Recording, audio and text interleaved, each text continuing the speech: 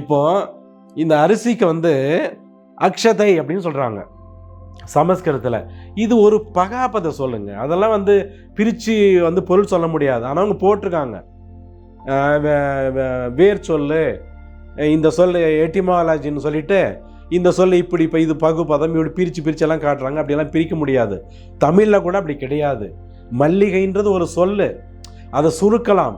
ஒரு பெண்ணுக்கு பெயர் சூட்டும் போது மல்லிகா அப்படின்னு நல்லா பேர் வைக்கலாம், மல்லின்னு சுருக்கி பேசலாம். ஆனால் அந்த சொல் வந்து அது அடிப்படையாக வந்து வெள்ளை நிறத்தின் காரணமாக உருவான ஒரு பெயர் சொல்லு மல்லிகை அப்படின்றது. இது போல தான் அரிசின்றது வந்து ஒரு பகாபத சொல்லு. ஆனால் என்ன பண்ணியிருக்காங்கன்னா பிரித்து அந்த அரிசின்ற சொல்ல வந்து ஒரு முன்னாடி ஒரு எழுத்து நீக்கிறது, இல்லை கடைசியில் நீக்கிறது.